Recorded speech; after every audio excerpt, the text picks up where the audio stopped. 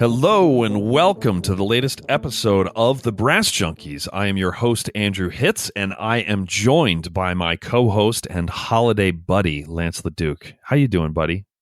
I'm touched that you consider Touched? me. Yeah, well, I went from assistant to buddy. That's pretty good. I think that Pat and Vanna are buddies, aren't they? They're like on TV buddies. You know what I mean? I don't see them like hanging out. Do you? You know, I don't know. Maybe their families vacation together. You don't see that? I don't think so. The Sajaks Truth and be the told, Whites. there's probably, truth be told, they've been together so long that either their families vacation together like 5 times a year, or they hate each other's guts. Well, they could also. There's, I think, the third option, which is, hey, we got a good thing going. I'm afraid I'm going to hate your guts. How about I'll just see you whenever the thing starts tomorrow? That's all right. I'll see your third option. So there's a bunch of money coming at those two. there is. It turns out. Yeah. Have you ever seen Pat Sajak's interview show? It's like I don't even think it's. I think it was only on for a short while, but like he's like shockingly good as an interviewer. Not the one because he had his own like talk show 20 years ago or more. No, That this was like one. a TV one called like Sajak, I think, or something, or Pat or Wheel. I don't remember what it was called. It's something like that. But like recently? Relatively recently, yeah, within the last like 10 years. Oh no, this is longer ago than that. This was when everybody like this is in around the same time Arsenio Hall had a show. Ah, I remember him. No, this he was like, Well, there you go. Well, we've had you impersonate Rex Richardson, and now we've had you impersonate Arsenio Hall. So that's I think that's the full list so far, right? Of people you've impersonated on the show. I dig. If any of you have not heard the Rex Richardson episode, you desperately need to go back and listen to it because Lance had Rex almost in tears. He was laughing so hard. So this interview was awesome with Bill Pritchard, who's Very cool. Totally awesome tuba, sousaphone player, composer, experimenter. Yeah, really, really interesting stuff. Well, and he like the front half of it is a kind of a deep dive into how he does what he does with electronics, and then the second half was why he does what he does, and he got very honest and frank about some of the challenges he's faced, and I thought it was a nice balance between those two sides. Yeah, me too. Yeah, it was. Bill is a great human and an awesome musician, and he was a great interview, as we knew that he would be. So yeah, so if you're interested in playing with electronics, like trying to get started with using looping pedals and effects pedals and stuff like that, there's a primer right in this show. You can sort of just go step by step through the things he lays out and just start experimenting. And not that it's that long, but if you have absolutely no interest in that at all, I beg you to hang in there or to just skip forward because, like Lance said, the second half, and we're just guessing that it was the halfway point, takes a complete turn, and it's really worthwhile to hear for anybody. So yeah, but I found the pedal stuff, which I don't do any of that. I found it really interesting. So, and I thought that he did a really great job of explaining it. I might start goofing around with that. I thought that was pretty cool. And I have 2/3 of the equipment right now, so I just need to buy a couple things, and I'm ready to go. That's 2 more thirds than I have. Well, you probably have a bass amp, don't you? I do not have a bass amp. Oh, okay. Well, then never mind. I have a bass. I've never played it. Where'd you get the bass? I think I bought it from you in a hotel parking lot. It was like all we were sketchy. Totally doing a drug deal. Yeah, it was awesome. So, do you have the Fender? Although if we were selling drugs in a case that was as large as a bass case, that's a lot of drugs. That's a lot of drugs. That's like they don't even actually put you on trial. You just go straight to solitary. So, yeah. So anyway, well, good. We've impersonated Arsenio Hall, and then we've talked about drug peddling. So, well, happy holidays, everybody. Yeah. So Bill, this this interview was great, and he's doing some really innovative stuff, and that all actually dovetails very nicely with some friends that we have in the Hogtown Brass Quintet, which is a brass quintet in Toronto. And they are doing some really hip stuff, and we wanted to. They asked us to give them a little plug, and so that is exactly what we are doing. At the end of last month, on November 30th, they did a gig with Ron Davis, who is a pianist, also in Toronto. Watch your mouth. It's a family show. He has. That's a Canadian word. It's fine. Called Ron. Actually, is the first prominent pianist to come out of Canada. So, well, other than Glenn Gould. But I digress. What about Oscar Peterson? Yeah. That was the joke. There's a bunch of them. So there's like a disproportionate. What about Shecky LeMaine? There's a disproportionate number of incredible piano players to come out of Canada, and Ron's just another one of them. No, he's actually what about Gern Lanston. He's brilliant. Stop with the Google. So Ron is this incredible creative force out of Toronto. He's got this thing called Symphonica, and Hogtown Brass and Ron Davis collaborated for the second time at the Lula Lounge in Toronto. It like really just hip stuff, not just five guys playing the correct instrumentation, playing brass quintet stuff. They got some really interesting stuff going. They've done a number of gigs at a brewery. In fact, they've got one, if you're listening to this the day it's released, they got one tomorrow at the Junction City Music Hall, which is sponsored by the Collective Arts Brewery. And there's drink specials and pairings and stuff. It's really interesting stuff. So do they play Bangus Angulator? I don't know. Maybe it's a drunk Bangus Angulator. So yeah. A beer Sangaleader, something like that. So, but also wanted to mention that they have an album, which is it's called A Holiday Album, Volume 1. They apparently put all of their creative energies into the music. But I digress. Sorry, Jay, not sorry. So, but it's they collaborated with Alex Samaras, who's one of Canada's top jazz vocalists, and for a version of the Christmas song. There's some really good stuff. So you can stream that sucker on Spotify or on Apple Music or on their website, which we've got a link to the specific page in the show notes. But you can also buy it on iTunes. And just be careful, because if you buy music, it encourages people to make more of it. So if you don't want anyone to make more music, then be sure not to purchase their album. So, hey, why don't you talk about the Papper people? Hey, Pepper people. What's happening, Pepper people? That was all I got to say. Mary Papert School of Music at Duquesne University has a fantastic brass program. And if you would like to find out more about the undergraduate and master's programs and artist diploma programs at the Mary Papert School of Music, you can follow the link in the show notes to a page which was set up specifically for listeners of the Brass Junkies podcast, and you can see all of the goings on that are going on. Thanks to Jim Noah for setting that up. Actually, we'll be talking to Jim fairly soon, because his overdub record, he did it as a record. I think it's actually a one of those Edison. It's looks like a soup can. You know what I'm talking about? Soup can. No? No. Anyway, if you're interested in the Papert School of Music or any of the goings on, check the link, and thanks to Jim Nova. Also, we got to thank Parker Mouthpieces for providing the hosting for Brass Junkies. Parker Mouthpieces offers fine, customizable component mouthpieces for horn, trombone, euphonium, and tuba, including the Andrew Hitz Artist Model tuba mouthpiece and the Lance LaDuke Model euphonium mouthpiece. You can find out more at parkermouthpieces.com or follow them on Facebook, Instagram, and Twitter.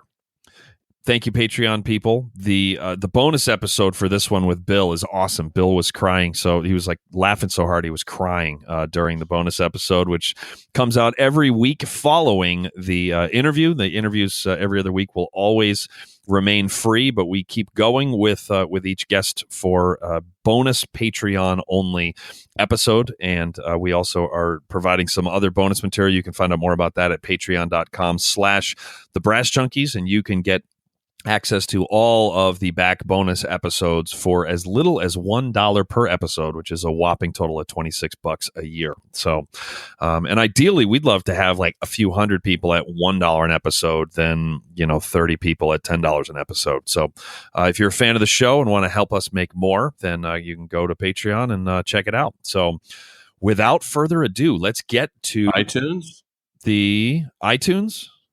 You want to have people click on the subscribe at iTunes and leave a review or anything like that? Or iTunes? Tell anybody? iTunes? Have you heard of it? You could leave a rating or a review. That would also be helpful. So if you like us, do that. If you don't, then for sure don't, because that makes us happy. So with just a little bit, is there any more doing? I don't. It's an I don't know. All right. Well, Merry Christmas, Happy Hanukkah, whatever you celebrate. We hope it's been a good one, and thanks for listening. And without any further ado, iTunes. Here is our conversation with tuba player Bill Pritchard.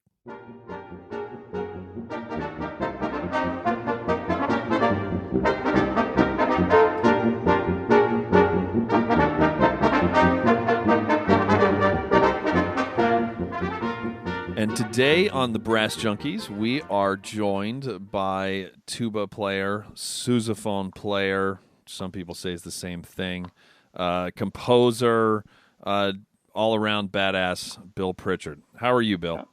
I'm good. How are you guys? Doing just fine. Did you eat too much on Thanksgiving? Not too bad. And I had a day to recover, so I'm doing all right. Well, that's good. Lance, how about you? We're having our Thanksgiving today. We didn't have any kids with us on Thursday. That's perfect. That's the perfect time to have it then. Well, I'm sorry, on Saturday. So Thursday we just hung out. Today is Saturday. We're having Thanksgiving dinner later today. I see. And we have a tofu turkey with nice stuffing. Yeah. Everything else is normal kind of fare, but that's the only weird vegan thing. Is somebody in your family vegan? Or? He is. I am. Yeah. Oh, I didn't realize. Wow, yeah. Check that out. Huh? Are you vegan, Bill? And I both are. I am vegan, yeah. See? Yeah. I thought I kind of had the fruitcake vibe from both of you a little bit. So. I have weak spots that usually involve cheese, but other than that, I'm pretty good. Yeah, fair enough. Yeah, actually, I think cheese is what scientifically disproves veganism as a lifestyle choice. I'm down with like the no meat thing and like everything but cheese, but what's butt cheese? That'll be all right. I don't want cheese anymore. That will be if the doctor was like, okay, if you don't stop eating cheese, you might die. I'd be like how long are you talking I would have? Like all cheese or camembert or right. They have some substitutes, with varying degrees of success. Yeah, that's exactly right. Have you had those Miyoko cheeses? I haven't.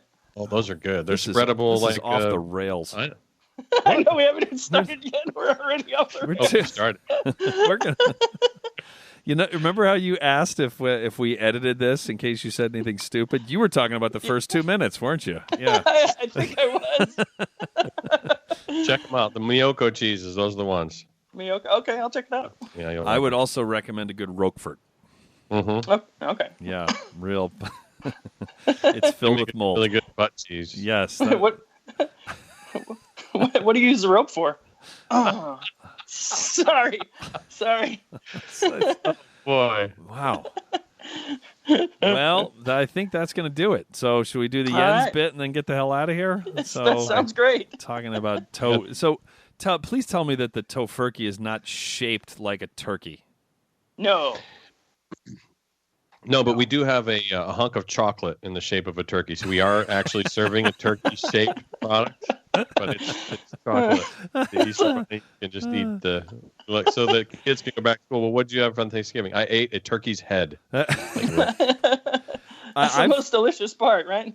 Some of the best meals I've ever had have been vegan. It loses me when they shape the vegan stuff into the shape of like meat products. That's just No, this is just like I think there's layers to unpack if you do that, like in a psychiatrist's office. I think it's like I would agree. Yeah. Yeah, there's something weird like there. A roast. They call it a vegan roast, and it's got stuffing in the middle of it.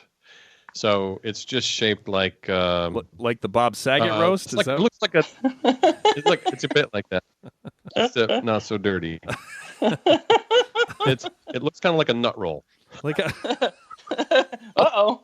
What is a nut roll? You don't know what a nut roll is? No. Oh. All right. I'm too busy eating cheese. All right. It's like a layer of dough and a layer of Wonderment, and then you roll it together. And if you cut it along the side, then it would look something kind of sort of like a crescent roll, but flat on both sides. I followed that none. You asked. That's as close as I can come I'm to thinking describe. like, wait, what's a Wondermint? And then I was like, no, yeah. Gotcha. So this is going well. So yeah, seems that way. So I'll put a link to Miyoko cheese and the meatless turkey loaf. That'd be great because we hate having listeners. So this will do a good job of weeding a good third of them out. So this whole interview started. Bill is. I almost called you Will. What is happening? What is going on? Sure. Bill. I mean, so if you want to call me Will, you can. Yeah, That's up Will. to you, you know? Will is visiting his parents over Thanksgiving weekend. So he's somewhere where he doesn't have a computer with the Chrome browser, so we can't use our usual thing. So we're doing the old school Skype, thing. And I we showed up for the interview, and I said okay, and then I went to click record, and then I went, wait, what? Like a WUT, what? And then I realized I needed to be setting up like a mixer and a recording device and multiple cords that were not, they were on multiple levels of my townhouse, the different cords. And then the battery light started flashing on my headphones, so I had to then go find a AAA battery. And and now we're talking about Wonderment and the Wonder Twins and everything else. So Tofurkey. So Will, what the hell do you do? I don't know, a bunch of stuff. I guess. I teach at a bunch of colleges, and I, make loud farting noises whenever anyone pays me to, or maybe doesn't pay me to. Buzz into a metal cup for money. Yeah, right. Yeah, exactly. But yeah, I'm at I think I'm at five colleges. He just broke the record that Weston Sprout, I think, just set, and it was 4, and now you're at 5. Well, one of them I don't have any students, so does that count? Are we tied then, or? Well, if we can count schools that we don't have any students at, then I have hundreds. Well, supposedly I'm on faculty. Oh, I see. So they would actually agree with that, because I was like, yeah, I teach at Juilliard and nice, Curtis, man. and there you go. Yep. Is there one of the schools that that most of your time is spent? That would probably be the newest one, and that's Talladega College out in Alabama, and I've actually never been there. Do they know you teach there? They do. This is the best interview ever. I actually, I think it's like 28 students. They're all half hour, and I teach them all on Skype. Ah, really? Yeah. Wow. Yeah. No kidding. So Tuesday and Wednesday mornings, I make the long trek from my bedroom to the office, which is about 15 steps. Plop down in front of Skype. And you don't wear pants, do you? Not always. Who needs them at that point, It would be awesome if right now on cue your mother came walking into the living room and was like, Will, put on pants. I'm doing a podcast. It wouldn't be the first time that she's run into a room and been like, where are your pants? So. Wait a minute. Oh, Tofurkey. Well, we're in church. So sounds like. That was a good line, man. Like it's my most students is a place I've never been. So thank you. I actually might not have quit my all my adjunct jobs if I had never had to go. So yeah, it's actually that's some food for thought right there. There you go. Yeah, who knew? So how did you get that job? man, I just got this random email out of nowhere from some guy, Brent Nolte, who's, I guess, the interim director. And he was like, hey, are you interested in doing this? And at first I was like, are you serious? You want me to teach over Skype? I was thinking, is this a joke? Is this like, and yeah, I just talked to him and he's like, okay, yeah, here's what the pay is and here's how many students you have. And I was like, well, all right then. Yeah, let's do that. That's awesome. Yeah. And, I this year is the first year that I'm exclusively doing college students. I don't have any, I have one or two private students who come to the house. Mm-hmm. But in the past, I was doing, after school lessons and the conservatory programs of high school or whatever they want to call it. But this is the first year that it's all college. So, I was able to kind of clear some stuff out and make a little bit of room for it. And the nice thing about it is, I get to teach during the day, so it opens up the evenings, so it's pretty cool. What are the challenges of teaching Skype lessons? I mean, you're doing a crap ton of them. Yeah. One of the biggest ones, honestly, is getting the students to show, because if you're in a building and you can find them or they, you see them, they'll be there for the lesson. But when you're just like calling somebody over and over, they who knows where they are, It's a little harder to get them in the room at times. And sound quality, believe it or not, is pretty decent. And I literally just use my iPad with like the Apple headphones and most of them are using their phones. The sound is actually decent for the most part. Mm-hmm. Where you can tell the difference between a good tone quality or a bad tone quality. Yeah, definitely. Yeah. And, I have most of my music library on PDF on Dropbox. So I'll be, watching the music go by on my phone and then looking over at the iPad, to tell them what they need to do. So it gets the job done. And, before that, I've had one or two students. I had one, for like 2 years that we had pretty frequent lessons. I wouldn't say every week, but pretty frequent lessons. And I'd never met him in person. We met at one. Yeah, we met at the iTech in Knoxville, and he was like, "Hey, Bill." I'm like, "Hey, man, what's going on?" So, are you paperless then? I mean, you're basically? I think of you as a guy that's really pushing the envelope in terms of the tech stuff, and so are you? Yeah, you've got to own that now. I said it, therefore it must be true. All right, I'll put that on my resume. Envelope pusher. I know. Hey man, want to buy some envelopes? First one's free. That's right. Which, by the way, never happens in real life, but I digress. That's just the movies. Anyway, all right, so where were we? I think I was pushing envelopes around or something. There you go. Mm-hmm. So, I mean, you've got your music catalog is on an iPad or your phone. You're teaching primarily on the iPhone or on your iPad. Yep. What was the progression like to getting there? I mean, did you just sort of decide this is what's going to happen? It evolved that way? Have you messed around with different platforms? Like, have you figured out that Skype is the best or Skype is the worst, or we call them Skype lessons. You could do it on Zoom or you could do it, a variety of ways. Yeah. I guess it kind of came organically, I would go to lessons with, 50 pounds of books and I was just getting really, really sick of it. And then, somebody sent me this gigantic PDF dump, from, I think it was, I don't know. It was like the Dan Parentoni thing, and just sent me all these files. So I just plopped them all on Dropbox and, I got an iPad. It was basically laziness, I guess, not wanting to carry around these, gigantic books and then going, oh crap, I forgot to grab the Blazovic or, whatever the heck, So that kind of progressed. I think performing off the iPad took a little longer, because your batteries don't die in your notebook, Right. So do you use a foot pedal to turn pages? I do. Yeah, I have a foot pedal. I put all the stuff that I'm going to perform in Fourscore, and I have the Apple Pencil so I can mark it up.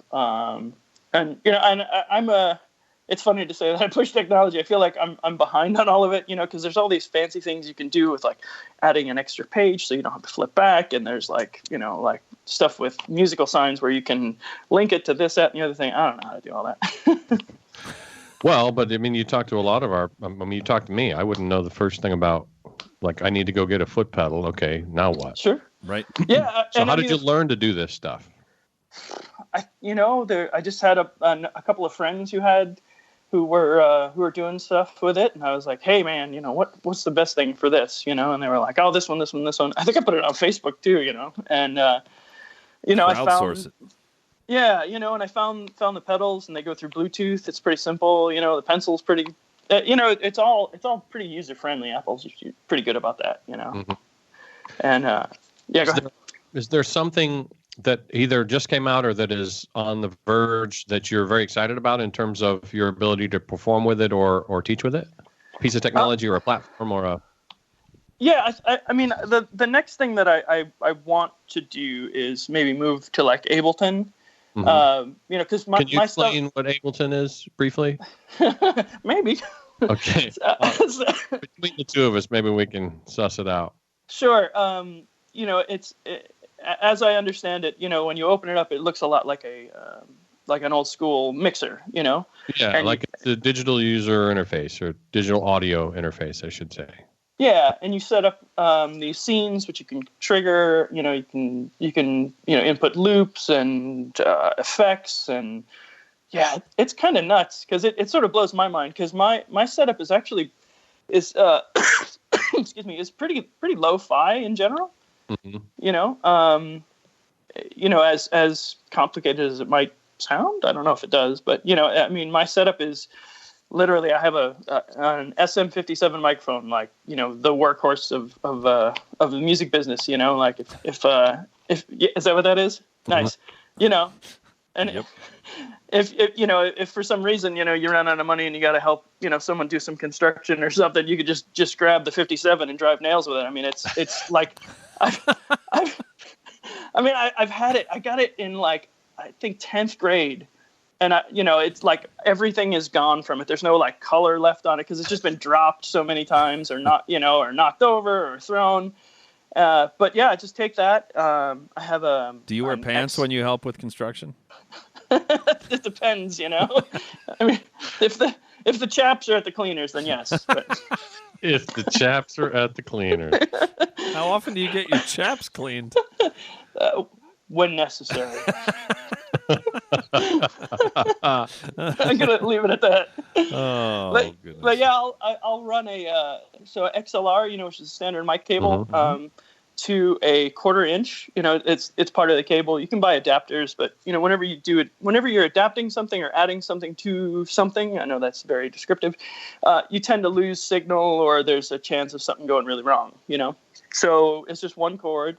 And it goes into my effects pedals, and then from the effects pedals out into the looper, and then from the looper out to my bass amp, and that's it, And let's slow down a second. So how many Sure. pedals do you use? There's a bunch on my board, and some of them are there because I'm a bass player as well, right? I play electric bass. And I started, playing bass and tuba around the same time, like my freshman year of high school. So there's like an A/B pedal that's in there. So if I wanted to have a bass plugged in and a tuba plugged in, all I'd have to do is hit the button to flip over from one to the other instead of having unplugged cords and making a bunch of noise. Mm-hmm. So I've got that. I've got a tuner, which is only bass specific, because it cuts the signal, I see. Which actually is fun sometimes to use for an effect. Like if you've got a bunch of noise rolling and then you just hit that pedal and it's sort of a kill switch for everything. Yeah, so there's that. I've got the bass synth pedal. I've got chorus and delay and distortion. So tell us, what does a bass synth pedal do? Yeah, so if you do you know Parliament? Do I know Houchin? Parliament? Hell yeah, man! All right, yeah. In the new Smithsonian, the new African American Museum, which has been only around for a little over a year, they've got a Bootsy outfit and bass in there, which I like flipped out. There was some old woman who was walking by when I saw it, and I was like totally flipping out, and she started laughing, like in a "good for you, man!" Like you youngsters know who Bootsy is, and I was like, hell yeah, I know who Bootsy is. He's one of my heroes. Yeah. So, anyway. Yeah. So, all that stuff where it's like, like all those kind of 70s funky noises, that's part of this synth pedal. So you have like, you've got a slider for a trigger. So it determines how much signal you need to trigger the rest of what's going on down the line, right? So you've got that. You've got like the octave it's in, a lower octave and a higher octave. It's got like a delay, so you can delay the attack. So it's wow, sort of sounds more like maybe a string bass. And then you have the thing I'm talking about. So you can start. You can hit. There's a slider for start frequency, one for ending frequency, and then a slider for the speed of which it will adjust. Did that make any sense? It did. It made absolute sense. Okay, good. So let's dumb it down for someone like me. And let's say I want to start goofing around with combining my euphonium with electronics. What are the must-haves? I need what? Must have, right off the bat, some sort of microphone. That's kind of an easy. You'll need some sort of cord. And then, in terms of effects, do you want to, go the guitar sort of analog effects route? Do you want to go the digital effects route? Is there an advantage for a brass player to go one route or the other, or just a different palette? The digital stuff tends to be a little bit easier to control. Oh, okay. Whereas the analog stuff seems to have a mind of its own. So as much as I may have tried in any show to replicate something that I did, it's like impossible, because it's like I don't know what, you maybe can't retrace your steps. Yeah. You sort of, but not exactly. So I need to buy, and when you say I need to decide on digital effects, I'm going to have that in a software package, or I'm going to have that in a foot pedal, or I'm going to have like what microphone goes into the cable goes into what? Sure. So you can get like a multi-effects unit, and so some people use that. I know Matt Owen, he did an Ableton thing for a while, and then he went to like a multi-effects. And you can buy them, there's like a base multi-effects that's got, 10, 15 things built in. And the advantage of that is a little cheaper. So forgive this. I'm really stupid about this. So this is a foot pedal thing, or this is a software thing? It's a foot pedal thing. Okay. And it's got software in it. That's correct. So it's got a pedal or a couple of pedals, or how many pedals?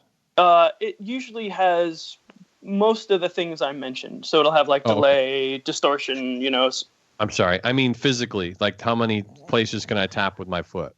Oh, yeah. It sort of depends. Most of them have 2 or 3 places that you can tap your foot. And then there's usually knobs at the top, and you'll kind of scroll through like different screens and decide, okay, well, what are the parameters of this one? What are the parameters of that one? And then I'm going out of this effects unit into what?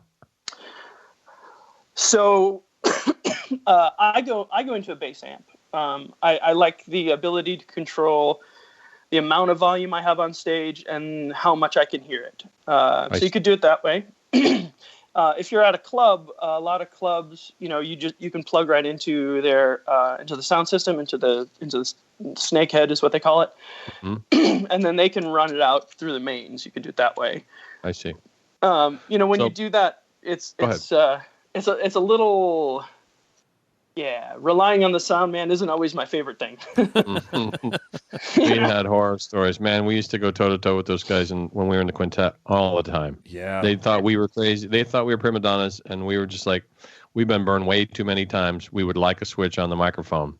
We don't trust you guys. It's just the people that would get. We would only ever use a mic. Well, there was a brief period of time, where Lance sang a tune into the mic. Other than that, for 12 of the 14 years I was in, mic was never used except in between tunes. And the soundmen that would get the most angry at a request for a switch when there wasn't one were the ones that inevitably, at some point in the second half, when they're tuned out because they've heard enough damn tuba to last their lives, we would get up to the mic and start talking into it, and nothing would happen. It was always those dudes. Yeah, the angry dudes are the ones who were always asleep at the switch. So I have to interrupt. You were talking about the knobs at the top, and I figured out that in that in British slang, that the word knob is actually pertains to the and Lance will probably remember this, but I learned that knob is something that you wouldn't just casually throw in to say a job interview because Depends on what the job is. Well, I guess I was talking about one where you would be wearing pants to the interview. Oh, okay. So I figured that gave out. up on those. I figured that out when we were at the Royal Scottish Academy of Music in Glasgow, room full of not just college kids but college brass knuckleheads, and we were coaching a brass quintet. And the analogy that I've used many times is that, frequently if you ask a tuba player in particular to play something louder, then it also gets heavier and it gets less articulate and it also drags. And, that I try and have them imagine a soundboard where there's a whole bunch of knobs. And that if I ask you to change the volume knob, then you're not doing any of the other knobs. And then I said, and I kind of sensed something was wrong, but I like to double down on awkward. That's a and good so, and I always say this. I just kept going, and I said, "But what you're doing is it's as if your soundboard is just one giant knob." and that was when the place lost it. And I was like, because you just turned the giant knob and muffled laughter, and I was like, because you turned the louder, but it also got heavier and later, whatever. So. Instead of one big knob, I want you to imagine a bunch of small knobs. I said knob an extra like 15 times. I would normally say it like 7. I said it more than 20. So for all of our British listeners, knob, knob, knob, knob, knob, knob, knob. So where were we? Turn it. Hey, Frank. All right. Against my better judgment, I'm going to try and bring this back around to this because I'm curious about it.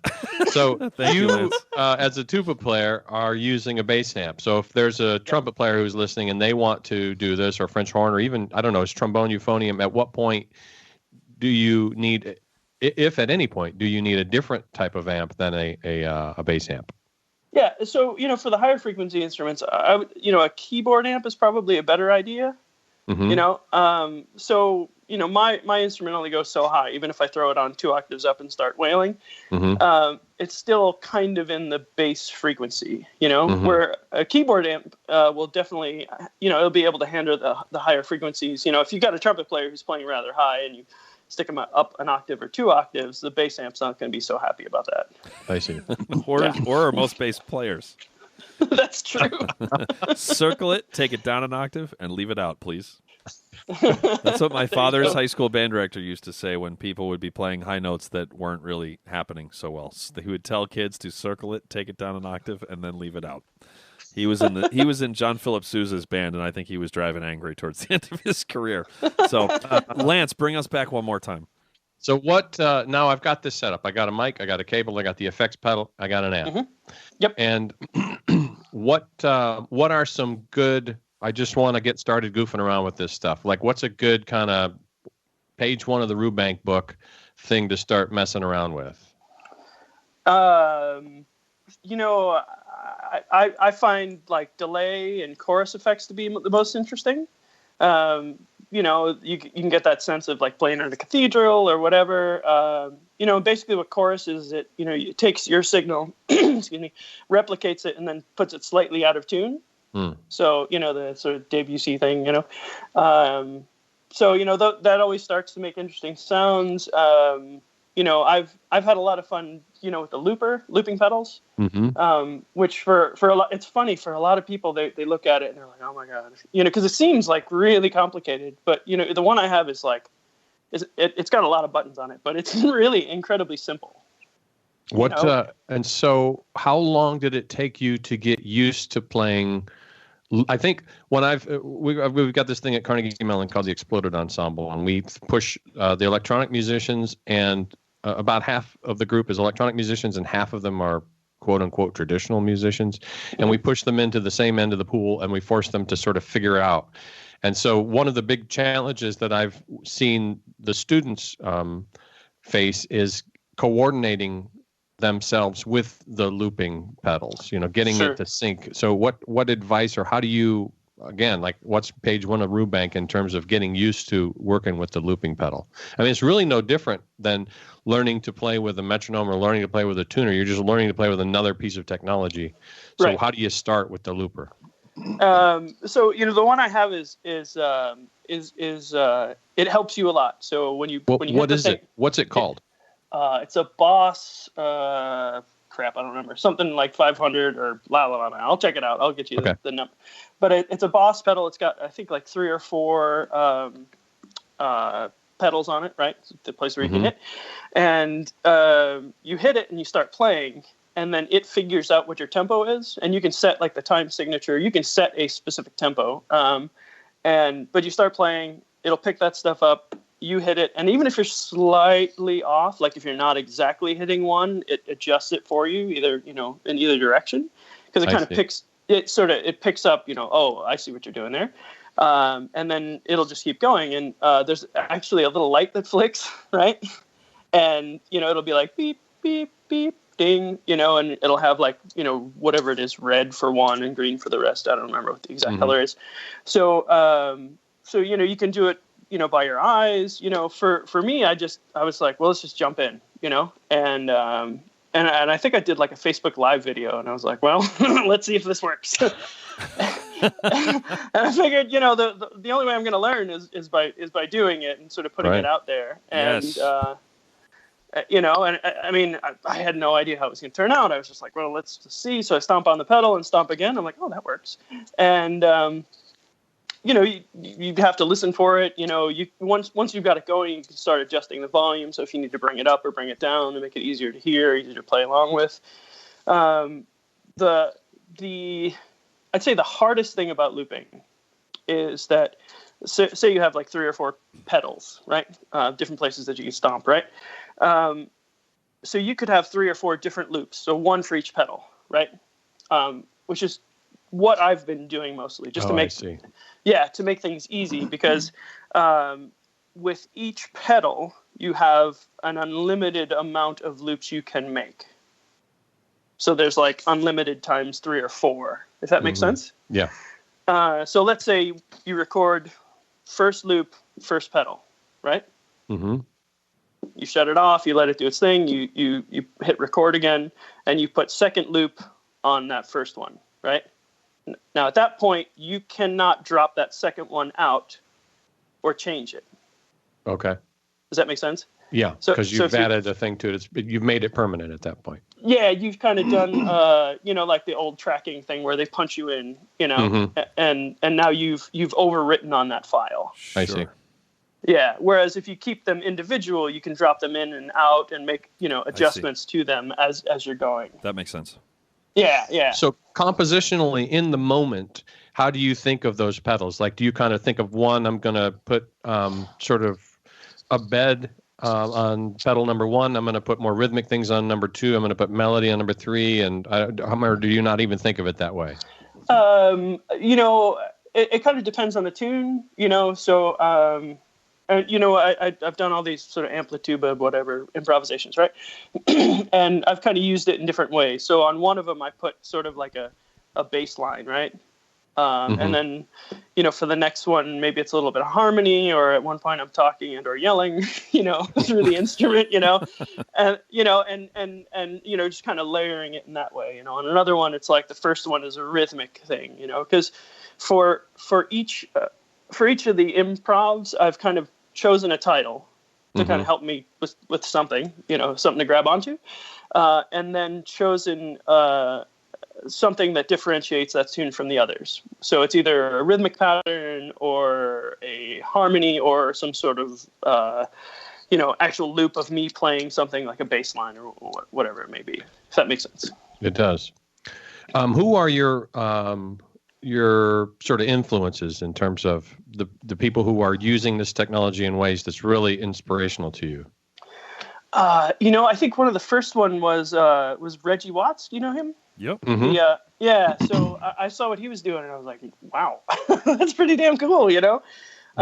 And then believe it or not, there are a couple like bars, in Atlanta where you go and, there's that cheesy guy playing, Bob Marley, on an acoustic guitar and singing, it sounds terrible, but like they're crazy because seamlessly they've put down the bass line and you didn't notice they were doing it. And then they put down like an extra guitar line and all of a sudden they're soloing and then they're playing this and then they're singing and then they've got a harmonizer on their singer and it's one guy and it sounds like a whole band, So there's been a couple of those guys who do electro stuff and yeah, I don't know,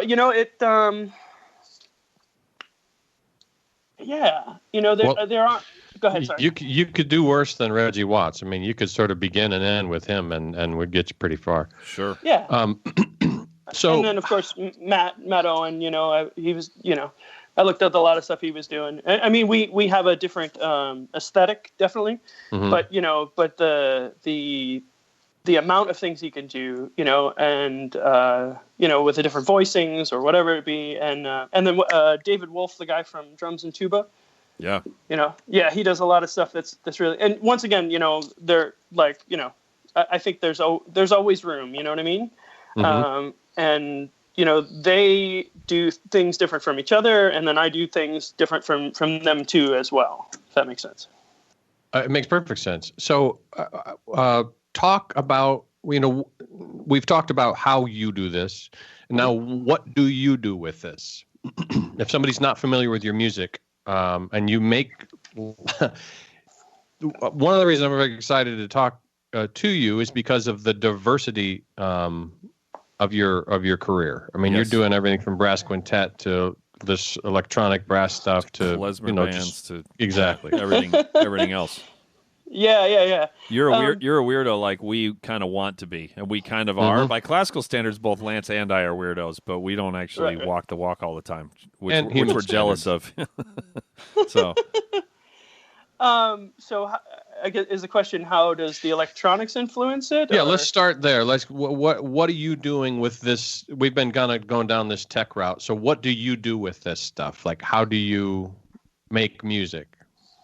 So in relation to like the Amplituba thing or just in general? Either way, whatever music you're creating that you would call your own, you're not part of a band, this is your own thing.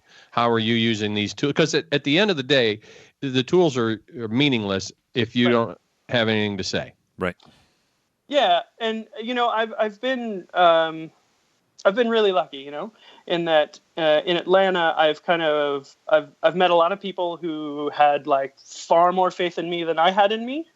Who, and that would have started with. Who comes to mind when you say that? Mercury Orchestra is the first one that comes to mind. I know both of you guys have seen, the Balkan Band. Yeah, that was awesome. And thanks. Yeah, it was awesome. That was really the first kind of foray into not having to play every single note that's on the page in the time that it's written. So, it's freeing, isn't it? It's really cool, and so, because I was in the Army before I moved to Atlanta. I was in the Army in Atlanta, blah, blah, blah, blah. Went to Korea for a year and then came back, right? And in Korea, like, things were not working well with my chops. Things started to go down kind of an ugly road. And then things got even more ugly when I got home, Oh, I didn't know this part. Yeah, I didn't either. So ugly in that, I got to the point where I was beating the crap out of myself, So I was in that practice room, and if I missed a note, I thought, that's why you didn't get that call last week, dude. Because that's not a fun place to be. No, because that next guy, he's not going to miss that note. You're going to miss that note. So things started to go downhill pretty quick, Well, how'd you get out of that? So I talked a lot with David Vining, and Jan Kagereis, and they helped a lot. They helped tons, and really kind of like, I remember sort of hitting the bottom, and playing. So one of my friends from Atlanta, who was in this guy named Joe Granson, he runs a big band. So he was a trombone player there, And we weren't super close, but, we were like kindred spirits, yeah? And he was a vet, and he was like this beautiful guy, beautiful player, He was that kind of guy. You just liked being around him. And he cleaned his apartment and paid the rent and went to his car and then went out into the woods with a weapon and didn't come back. Ooh, so, really? yeah, it was tough, And I remember they had asked our brass quintet to come and play between sets with the big band, right? And of course, they wanted us to play because we had been playing the Barber Adagio a bunch at the time. So we went and we played that, and I just remember, man, I don't think I started any notes cleanly, like not a single one. And, I guess maybe because there's a lot of emotion tied to it, or which is a big deal when you're talking about, chop weirdness, Mm-hmm. So yeah, I hit that bottom, and I was like, man, I gotta do something. And I called David, and David sort of pointed me at Jan, and I went out to Jan and spent a few days with her, and she really got things moving, And she has, have you seen Pat Sheridan's masterclass where he talks about that chart that he folds in half? I don't know if I have. Yeah, so he'll have like side A is like all the stuff you should never say to yourself, or the things that the worst teachers ever said to you. Oh. And then side B is all the things that counter that, right? So on the left, you write being perfect, and on the right, you write, being a communicator. Right. So much of it was just like, just getting out of my damn head, getting out of my own way. Jan helped, with airflow and getting everything moving again. And then, I wound up in this group, Mercury Orchestra, right? And the guy who runs it was a friend of mine from college. And we both wound up in Atlanta. We both seemed to love this crazy Balkan music, which was, really fun to play. And he kind of gave me free rein, and then, he would go like, boom, and point at me for a solo. And I'm like, I don't know what the hell I'm doing, So, I blow real hard and then wiggle the valves as fast as I could. And so, and something happened and people seemed to think it was kind of interesting. And that opportunity came more and more. And then from there, I wound up, there's another group in town, the 4th Ward Afro Klezmer. And they heard what I was doing, and they were like, they had a bass player in the band at the time, like an upright bass player. And they were like, are you interested in being in the band? And I'm like, yes. Because, you always say yes and figure it out later. And and in that group, built a career on that. Says the guy teaching at 9 colleges, including one he's never been to. That's right. But, in 4th Ward, I remember really clearly the band leader, he hands me a bunch of charts and I start playing what's on the page. He goes, yeah, don't play that. That sucks. Do something more interesting. And I'm like, well, crap, what the hell does that mean? So, and like, it was a process of like, every time I'm driving to and from rehearsal, I'm listening to anything that I can grab onto that would fit in that group, or anything that anybody said in rehearsal. Somebody was like, oh, well, that's like Sonny Chirac. And I'm like, how do you spell that? And I'm just writing it down, and I'm like trying to figure out who these people are and what they do and how that applies to, this crazy klezmer music, and what does Afro mean in terms of klezmer. I'm listening to Fela Kuti and trying to figure out what all that means, And I'm just listening, and they're like, go, constantly pointing at me for solos. And, that sort of really opened up so much, Mm-hmm. And it gets you like way, way, way out of your head because, you're only thinking of the end product, which is what you're supposed to do anyhow, right? Isn't that what Jacob said? You should have done that in the first place, Will. I know. So, and then from there, all these little things started, fanning out. And then, one of the fan outs was, I got asked to play at this thing in Atlanta called Invent Room Pop, where they just choose 5 or 6 local musicians, especially ones who are doing like interesting stuff. And they're like, all right. And then they pick like 2 or 3 people and they go, okay, go. And you go and you just make stuff up, and you just improv on the spot with people you may have never met. Wow. And I had messed around a little bit with electronics, like in grad school up at Eastman. I did, there's a piece by David Lang called Are You Experienced for electric tuba. Mm-hmm. So, I had, flirted with it then, but then had sort of put it away, and even then, the electronics were dictated so much by the music and not so much by, me choosing, okay, well, this is what I want to do or what I want to say, right? And, what was interesting is, like, at the time, there was definitely Bill's tuba playing on one side and Bill's bass playing on the other side. And what's been neat about, like, sort of finding my way through all the stuff is that as I did, the bass and tuba started to come together more and more. So, there are things I can do on bass that I can't do as well on tuba or vice versa. But, the fact that my bass playing now informs my tuba playing, and is a part of my tuba playing is actually pretty cool. Wow. So I went to this invent room pop, right? And I was just like, I don't know what's going to happen. I just shoved the mic down the bell and I just started, hitting pedals. And I think I was playing with a drummer and a theremin player. Hell yeah. Now we're talking. And we just played for a while and people were like, dude, that's really cool. And I was like, yeah, all right. Yeah, it is. And I guess so, and the owner of the club comes up to me and he was like, hey man, you need to do a show here, right? And I'm like, oh, okay, yeah, I'll get a band together. He goes, no, by yourself. And I'm like, so, of course you say yes, okay, and I'm like racking my brain for a name and, and I'm trying not to get it to sound like anything else that's already out there.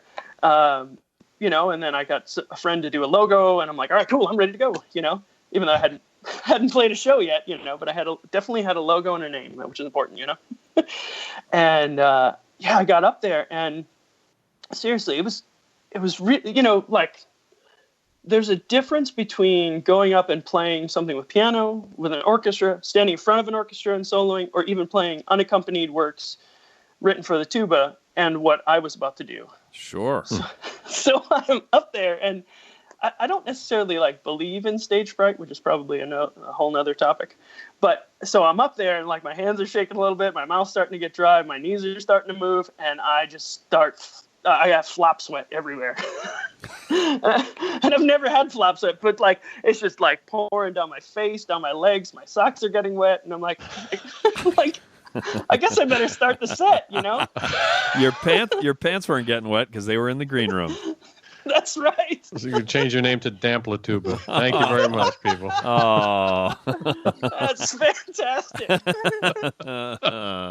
So yeah, and then the nice thing about it, is like, I picked out these titles that have, sort of a loose meaning to me, and it's become like incredibly cathartic.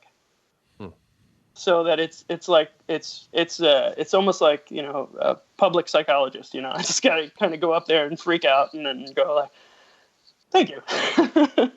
That's great. Awesome. Yeah. That's well, so many folks in our career field go out and they play notes that were written by somebody else in an order that was put in place by someone else and a rhythm that was put there by someone else, and they're basically just a vessel by which they're kind of executing somebody else's plan. So It's really encouraging to hear you talk about making your own music and finding your own voice, and what a path to getting there. Holy smokies. Yeah, that's quite a story.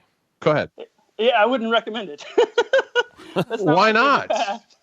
Well, woof. yeah, but I mean, if it had been easy, anybody could have done it, right?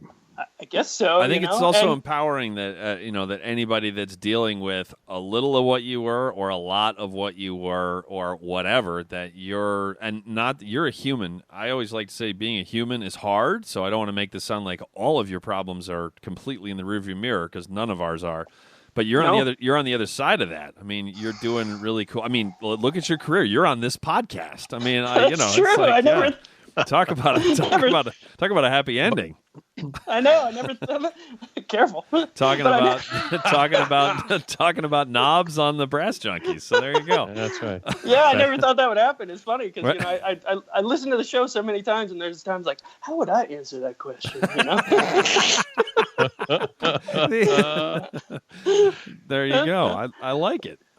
What a powerful tale, man. Well, and I can also, as a lesson for all the rest of us, is that when we saw, when I saw you with the Balkan band, it's like you sound like you've been playing that music your whole life. I mean, it just sounded like you had been, like you grew up listening to that, you grew up playing that. It sounded like your uncle and your dad and your brother like all played. You know what I mean? It's like, yeah. Thank you. So it's cool to know that you didn't even have any idea what you didn't know when you started. Yeah. Because we all compare ourselves to you after you've done all of the homework and written down every name said in rehearsal, and then go and do tons of research, and you do tons of shedding, and you do tons of failing and tons of succeeding and asking questions and remaining teachable, and then you become the product, the finished as of today product that you are. And then we compare our, meaning that you I hope you'll be better in a month or a year or 10 years. I hope so, yeah. But then we compare us at the beginning of our journey with you halfway through yours, and then that's never going to end well. It's like, well, I don't sound as good as him. Well, that's because he's done literally 100 times the research that you have, and he's done probably an infinite amount of times of playing that music in front of other people than you have. And so it's like, if you really break it down like that, it takes some serious ego to assume that you could ever hold a candle to someone, if you've never done it, that has been doing it for so long. So that's a good lesson for me to remember, I think for all of us to remember, because being a human is hard. So speaking of humans, that reminds me of Jens Lindemann, our dear trumpet-playing, hockey-loving Canadian friend, who did not celebrate Thanksgiving, because Canadian Thanksgiving is before the American Thanksgiving. Right. They're thankful every day up there. We claim to be thankful one day a year. So, which is, it's more like 0 these days. But anyway, I digress. So, Will, what would be the advice that you would give to our dear friend Jens in this really trying time for him, dealing with these ongoing chop problems? Oh yeah. I mean, and coming from someone who's had one, I definitely say, blow in the small end. Wait, what are we talking about? Because the big end doesn't make as much noise. It's just... There you go. That was to the point. Concise. I like it. That's Blow into the small end. So yeah. Hey Jens, you know that thing you do? Yeah, don't. Well, there you go. So, where can people find your latest album, which is awesome, by the way? So the Amplituba album you can find pretty much everywhere, So Tower Records, Strawberries in the Boston area. Oh wait, this isn't the '80s. Sorry. No, where can they find it online? So you can get it on iTunes and Spotify. Anywhere you buy music online, it's probably there. You do that thing through CD Baby, and you hit the button that says "Put it everywhere." Right. Mm-hmm. So it's definitely out there. Where do you make the most money? Yeah. The most that's a good question, but the most consistent money is probably right now in teaching. Because it's no. He means to get the album. Yeah. What platform can we buy the album on to put the most money in your pocket to buy more Parker mouthpieces? Yeah, thank you. Yeah, and more Eastman tubas. Yes, exactly. And actually, that video, they did a video for me when I was out there. I don't know if you've seen it, but they plopped it up on Tuesday, and it's got like 14,000 views or something really crazy. Wow, already. Yeah. Who knew? There you go. That's awesome. Yeah, I have not seen it yet, but that's great. Yeah, you should check it out. It's fun. So like Bandcamp, would that be where? Spotify's got to be the least amount of money for you. Like maybe CD Baby. CD yeah, Baby. Maybe CD Baby. Yeah. iTunes. There you I go. don't know. Cool. We'll go with that. So the bottom line, the bottom line is that Bill hates money. So yeah, that's right. He would rather that you steal it. Go on Groove Shark or something and just steal it. There you go. I do like to issue an occasional warning to our listeners that if you purchase the music of people who you look up to, then they run the risk of making more of it for you. So you might want to think twice before you actually pay $10. So even if it's available for free elsewhere. So there's my snarky snark. So man, get off of my damn lawn.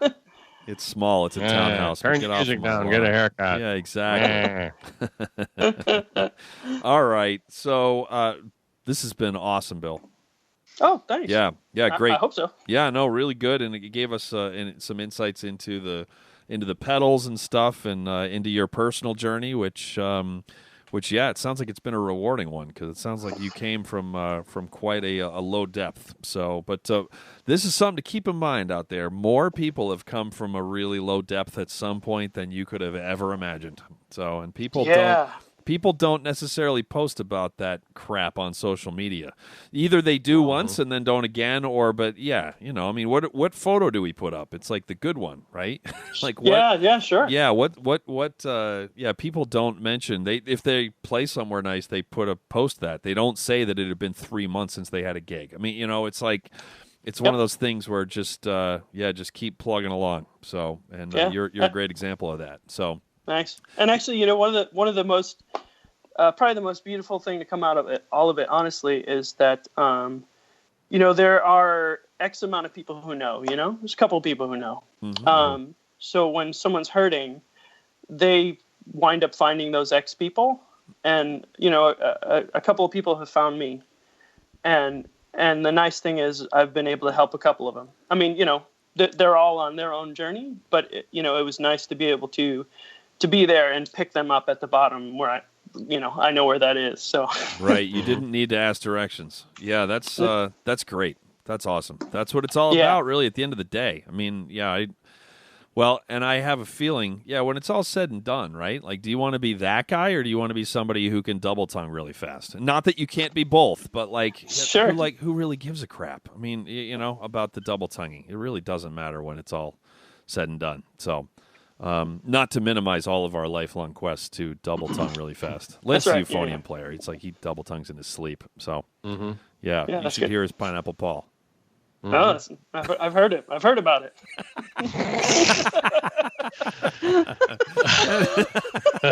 I don't even know what that means, which is a perfect way to end. So, all right. So Bill is going to hang on for the bonus episode here. So Bill, sit tight, and thank you so much for joining us. And that is going to do it for another episode of the Brass Junkies. You've been listening to the Brass Junkies on the Pedal Note Media Podcast Network. If you would like to help support the podcast in order to make more episodes like this one possible, please visit pedalnotemedia.com/donate for more details. Also, be sure to check out our latest recording, The Brass Recording Project, at brassrecordingproject.com. The Brass Junkies is produced by Will Houchin. Executive producers are Andrew Hitz and Lance LaDuke. This has been a presentation of the Pedal Note Media Podcast Network.